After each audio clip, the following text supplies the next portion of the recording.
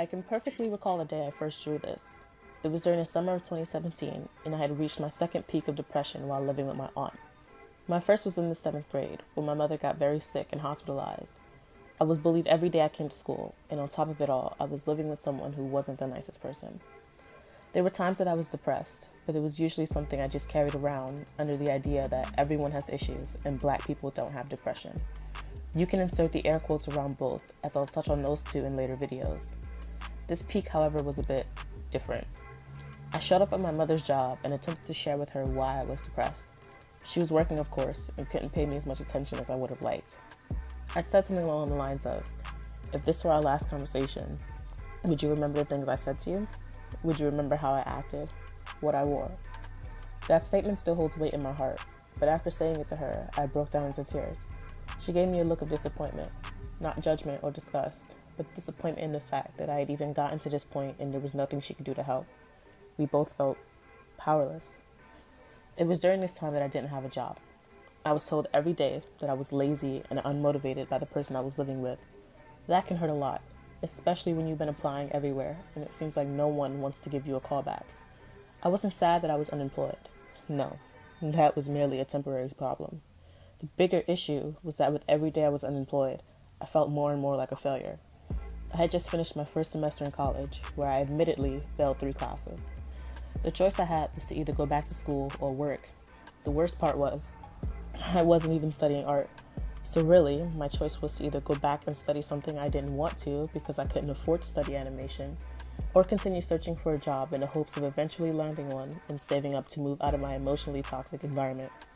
I chose the latter and ended up working at a really well-known plus-size women's clothing store. I didn't stay long, but while there I ended up getting really close with 4 amazing young women and one awesome second mom.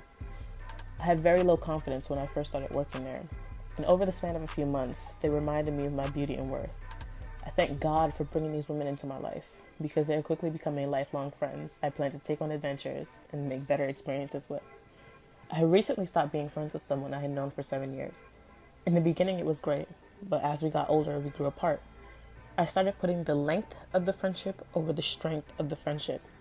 And one day, I woke up and realized I was holding on to string because the rope used to be long and sturdy. The point I'm trying to make is, I keep waking up with this crushing paranoia that if I don't get my life together by the age of 25, then I failed. If you ask anyone in my age group, they'll likely feel the same way. I got a chance to ask my oldest brother for some advice yesterday. And I just remember rambling to him like, I had to quit this job, but I need the money, so I have to stay here. But then I don't want to stay here because I'm not making enough. And I have to go back to school and get a degree so that I can get a job that actually pays me enough money that I want to make. But then I'll have to study something that I don't want to study and I want to draw. And it's just this weight. It falls on you. Like, who's going to take care of my mom if I go away to school? And can I even afford to go away to school? Can I afford that? Like, what if my art doesn't go the way that I want it to? What if no one cares about my work? What if no one cares about me and what I have to say and what I draw and what I put out into the world? And there's all those thoughts just rushing through my mind every day. Stop. He told me to stop. That I was overthinking everything. You're young. Of course you don't have the answers. You're being too hard on yourself. Keep working at it and things fall into place. Just ignore everyone and keep creating. Keep a small job to have some pocket money. You're gonna be fine. I'm not fully grown.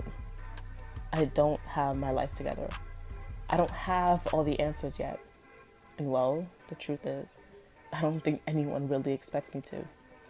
At least, not yet. I keep confusing their advice to get up and get out.